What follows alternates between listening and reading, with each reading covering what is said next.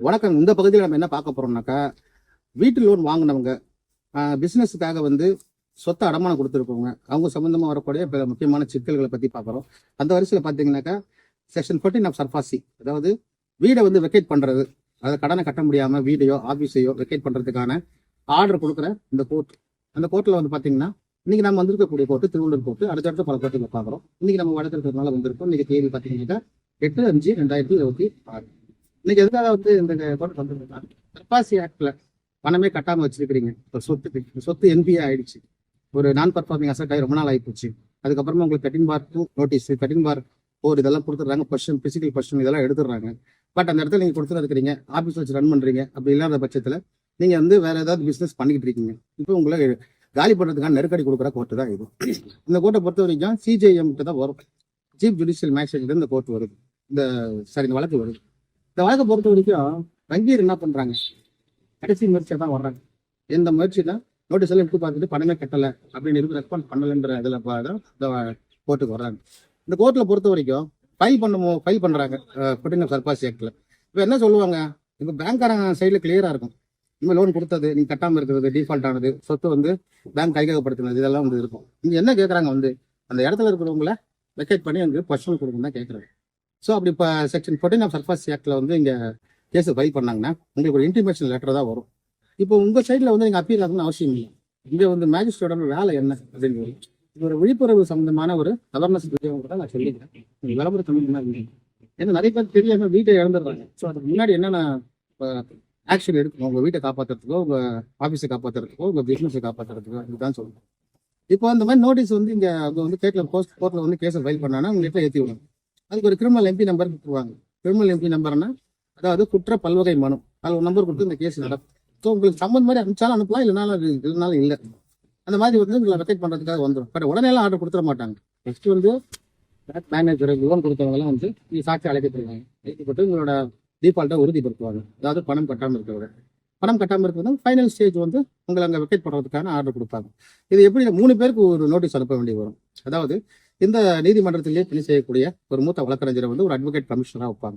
இந்த அட்வொகேட் கமிஷனரோட வேலை என்னன்னாக்கா, அந்த வீட்டை வந்து வெக்கேட் பண்ணும்போது ஒரு பார்வையாளராக இருந்து மேற்பார்வையிடுறது தான் அவரோட வேலை. அவருக்கு உண்டான ஃபீஸ் வந்து ஃபிக்ஸ் பண்ணி பேங்க்காரன் கொடுக்குற மாதிரி ஒரு ஆர்டர் போட்டுருவாங்க. அதுக்கு அடுத்தது பார்த்தீங்கன்னாக்கா, கிராம நிர்வாக அதிகாரி விஏஓ, இப்போ உதாரணத்துக்கு மணவாள் நகர்னு வச்சுங்களேன், அங்கே ஒரு இடத்த காலி பண்ணணும்னா அங்கே யார் வந்து இவங்களோ கிராம நிர்வாக அதிகாரியோ அவங்களுக்கு வந்து ஒரு நோட்டீஸ் அனுப்புவாங்க. அந்த நோட்டீஸ் பிரகாரம் இவங்க என்ன பண்ணுவாங்கன்னா, அந்த சம்மந்தப்பட்ட அந்த வீட்டு ஓனரை சந்திச்சு பேசுவாங்க. இந்த மாதிரி உங்களுக்கு காலி பண்ண சொல்லி ஆர்டர் கொடுத்துருக்காங்க, எங்களை மேற்பார்வை வைக்க சொல்லி. அதுக்கப்புறம் பார்த்தீங்கன்னா போலீஸ் ஸ்டேஷனோட எய்டு, அதாவது அந்த காவல்துறைக்கு மணவாள் நகர் போலீஸ் ஸ்டேஷனுக்கு ஒரு லெட்டர் கோர்ட்லேருந்து போகும், இந்த பர்சனை காலி பண்ண சொல்லி. அப்படி இருந்தாலும் கூட இமீடியட்டாக காலி பண்ணுறது இல்லை, ஏன்னா வந்து முதல்ல சொல்லிடுவாங்க, சொல்லி இந்த மாதிரி காலி பண்ண சொல்லியிருக்காங்கன்னு சொல்லிட்டு. ஸோ இந்த பிரச்சனை வரும்போது நீங்கள் என்ன பண்ணணும்னா, ஒரு 60 நாள் டைம் இருக்கு, ஒரு ஆர்டர் போடுவாங்க. அந்த ஆர்டர் போட்டதுக்கு அப்புறமா அந்த ஆர்டர் எடுத்துட்டு நீங்கள் அப்பீலுக்கு போகணும். எங்க அப்பீலுக்கு போகணும்னு பார்த்தீங்கன்னா, இந்த அப்பீலை பொறுத்த வரைக்கும் டிஆர்டின்னு இருக்கு. இப்போ திருவள்ளூர்ல இருக்கும், திருவள்ளூர் வந்து அப்பீல் போகணும். டிஆர்டி 3 சென்னை. இப்போ சென்னையில் போயிட்டு இந்த கொடுத்த ஆர்டரை வந்து நம்ம செட்டிஸ்ஃபைட் பண்ணுறதுக்கு பெட்டிஷன் போகும்.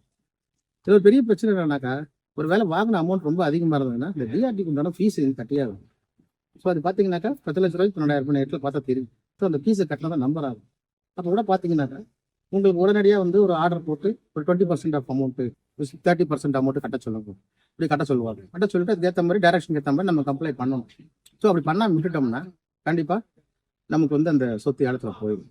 அதுக்கப்புறம் பார்த்தீங்கன்னாக்கா, சில தவிர்க்க முடியாத நேரங்களில் வந்து உச்சநீதிமன்றம் சொன்ன வழிகாட்டுதல் படி பார்த்தீங்கன்னாக்கா, ரிட்டு மனுவை எடுக்கலாம். ஒரு ரிட் ஆஃப் மேண்டமஸ் ஒன்று போடலாம்.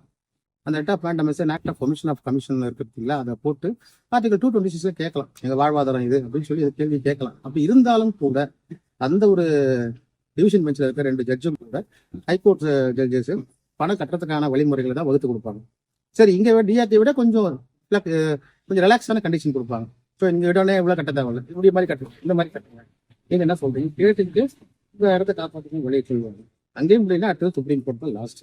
இந்த அளவு போகிறதுக்கு முன்னாடியே நீங்கள் என்ன பண்ணணும், ஒன்ஸ் டிஃபால்ட் ஆகிட்டீங்க, அந்த ப்ராப்பர்ட்டி டிஸ்போஸ் பண்ணலாமா, இல்லை விற்கிறதுக்கான வழிமுறை, இல்லை வேற அந்த ரிஜிஸ்ட்ரேஷனில் வட்டியில் ஏதாவது பிரச்சனை இருந்ததா அப்படிங்கிறது, அது அந்த மாதிரி சம்மந்தப்பட்ட பிரச்சனை, எதையாவது ஒரு கம்ப்ளைண்ட்டை ரைஸ் பண்ணி நீங்கள் ஆரம்பத்திலேயே வந்து கொஞ்சம் விழிப்பாக இருந்தால் தான் உங்கள் சொத்து பரிபோகம் காப்பாற்றப்படும். இன்னைக்கு இருக்கக்கூடிய நிலையில வந்து பார்த்தீங்கன்னா, சில வங்கிகள்லாம் வந்து தேவையில்லாத கிரிமினல் கேஸ் எல்லாம் போடுறாங்க. விட தெரியுது சோழா வங்கி இருக்கு. இந்த வங்கி எல்லாம் பொறுத்த வரைக்கும் கேஸை போட்டுட்டு வேணுன்ட்டே உங்களோட அமௌண்ட்டை ஏற்றி விட்டுறாங்க. எதுக்கு கேள்வி கேட்க முடியல. உதாரணத்துக்கு இங்க வந்து கொடுக்கறது வந்து ஹவுசிங் லோனு, ஆனா கேஸ் போடுறது கல்கத்தால போடுறாங்க. எதுக்காக நான் சொல்றேன்னா, அவசியமே இல்லை. நீ செக்யூரிட்டி அசெட் வாங்கியிருக்கும் போது, ஒரு ப்ராப்பர்ட்டி மேல கேஸ் நீங்க பணம் கொடுத்துருக்கும் போதோ, நீ ஒரு கிரிமினல் கேஸ் போடுறதுக்காக எதுக்காக போடுறீங்க? ஒன்றும் பணம் கொடுக்கலாம், சொத்து எடுக்க போறீங்க, அவ்வளவுதானே. கிரிமினல் கேஸ் போடுறதுக்கான அவசியம் இல்லை. அதுவும் சீட்டிங் பண்ணிட்டாங்க. இது எப்படி பேங்கை ஏமாத்துறதாகும்? பேங்கை ஏமாத்துறதுன்னா அது பர்சனல் லோன் சொன்னா கூட ஓரளவுக்கு ஏற்றுக்கலாம். ஹவுசிங் லோன் எப்படி ஏமாத்த முடியும்? ஆனா அங்க ஒரு கேஸை போட்டு அங்கிருந்து வந்து சம்மன் அனுப்புறது. இந்த கோட்டாக்க மஹிந்திரா அந்த மாதிரி ஆளுங்க இந்த மாதிரி தான் பண்றாங்க. இந்த மஹிந்திரன் மஹிந்திரா ஃபைனான்ஸ் இவங்க எல்லாமே ஆக்சுவலா அவங்களோட ஹெட் ஆஃபீஸ் கிடையவே கிடையாது. அங்க ஒரு கேஸை போடுறாங்க. நிறைய பேர் சார் எனக்கு சம்மன் வந்திருக்கு, வாரண்ட் வந்திருக்குன்றாங்க. எதுக்காக கேஸ் அங்க போடுறாங்கன்னா, அதுல அக்ரிமெண்ட்ல தெளிவா சொல்லியிருப்பாங்க, நாங்க இந்தியாவில் எங்க வேணா கேஸ் போடுவோம். சரி, அந்த கேஸ் போட்டுட்டு அதுக்கு உண்டான செலவை நீங்க தான் ஏற்றுக்கணும். இப்போ எக்ஸ்ட்ரா செலவு எப்படி கிரியேட் பண்ணுவாங்க? உங்களுக்கே வந்து ஒரு விஷயம் தெளிவாக சொல்றேன்னா, நம்ம அட்வொகேட் டீம் வந்து கல்கத்தாவில் இருக்கு.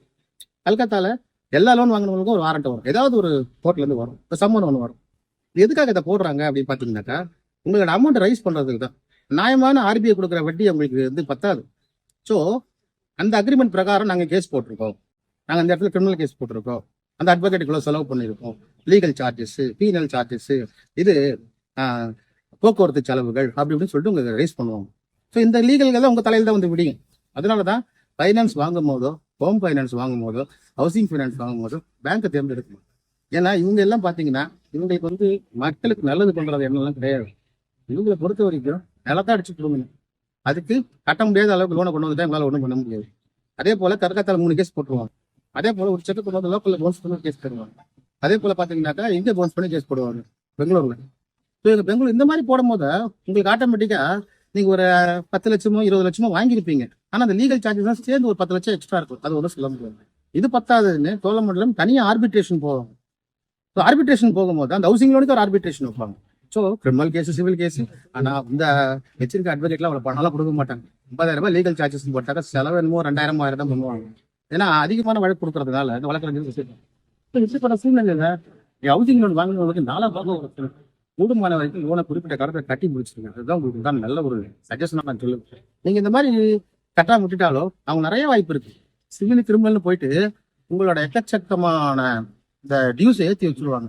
ஸோ கடைசியில் உங்களால கட்ட முடியாத வீடு ஏலத்தில் தான் போகும். அப்படிப்பட்ட சுச்சுவேஷன்ல வந்து நீங்க வீட்டை மீட்கிறதும் கஷ்டம், அதனால அடைக்கிறதும் கஷ்டம். ஸோ அப்படிப்பட்ட சுச்சுவேஷன்ல இன்னைக்கு ஒரு 10 பேருக்கு இங்க வந்து கம்பாசி செக்ஷன் 14 வந்து ஃபைனல் ஜட்ஜ்மெண்ட் கொடுக்குற அளவுக்கு வந்துருச்சு. இனிமேல் ஆர்டர் காப்பி வாங்கி இனிமேல் தான் டிஆர்டியில் அப்ளை பண்ணி அவங்க வீடையோ இல்லை உங்க சொத்தையை காப்பாற்றக்கூடிய முயற்சி எடுக்கணும். ஒன்று வேணா பண்ணலாம். இந்த மாதிரி கேஸ் நிறைவேற்றும் போது உங்களுக்கு தொந்தரவு பண்ணாங்கன்னா யாரை நீங்க அட்வொகேட்டா வச்சிருக்கீங்களோ அவங்க வச்சு ஒரு பேங்க் நோட்டீஸ் கொடுத்துடலாம். ஆஸ் யூஸ்வலி லீகல் ப்ராசஸ் போயிங்கானே, அதனால டிஸ்டர்ப் பண்ணக்கூடாதுன்னு சொல்லிட்டு நம்ம சொல்லிடலாம், வரமாட்டாங்க. பட் ரெக்கவரி ஆகின்ற வரதை தடுக்கிறத விட ப்ராப்பர்ட்டியை காப்பாற்றணுமா? ஏன்னா இதில் இன்னொரு பிரச்சனையும் ஒன்று இருக்கு. இப்போ சொத்து ஒரு வேலை வித்துட்டு அந்த வித்துட்ட அப்புறம் பார்த்தீங்கன்னா அந்த மார்க்கெட் வேலைக்கு போகல அப்படின்னா நீங்க திருப்பி கட்டணும்னு சொல்லிட்டு எல்லாம் சொத்தெல்லாம் டேக் ஓவர் பண்ணிக்கிட்டு அதை சேல்ஸ் பண்ணிட்டு ஒரு செக்கை வச்சு பவுன்ஸ் பண்ணி உங்களோட 10 வருஷம் வச்சு கேஸ் வருவாங்க. அந்த நேரத்தில் நீங்க லைவ்ல இருந்தீங்கன்னா அந்த செக்குக்கு நீங்க பதில் சொல்லித்தான் ஆகும். ஸோ ஹவுசிங் லோன் வாங்கணும், நீங்க கொஞ்சம் ஜாக்கிரதையா இருக்கணும். அது மட்டும் இல்லாம எப்போ டிஃபால்ட் ஆனீங்களோ ஒரு அட்வொகேட் நெருங்கி உடனடியாக ஒரு பிரச்சனை சொல்லி அடுத்த செக்ஷன் எப்படி படித்து நம்ம வீட்டை காப்பாற்றலாம் அப்படின்ற அந்த ஒரு விஷயத்தை நீங்க கன்ஃபார்ம் பண்ணீங்கன்னா ஃபியூச்சர் நல்லா இருக்கும் சொல்லி வச்சுக்கிறேன். நிறைய பேர் வந்து சப்ஸ்கிரைப் பண்ணாமல் பார்த்துட்டு இருக்கீங்க. எனக்கு ஒன்றும் இல்லை, உங்களுக்கு ஃப்ரெண்ட்ஸுக்கு 1000 பேருக்கு 1000 பிரச்சனை இருக்கலாம். அவங்கெல்லாம் வந்து எப்படி மீள முடியாதுன்னு தெரியாம நிறைய சேனல் போய் பார்த்துக்கிட்டு இருப்பாங்க. நம்ம சேனல்ல ரா கண்டென்ட் தான் எல்லாமே. எது நடக்குதோ எல்லாத்தையும் செக்ஷனோட நான் ஸ்க்ரீனில் போட்டுருவேன். நெட்டில் போட்டு பாருங்க, எது நல்லதுன்னு தெரியுதோ அதை பண்ணுங்க, ஷேர் பண்ணுங்க. கூடுமான நன்றி.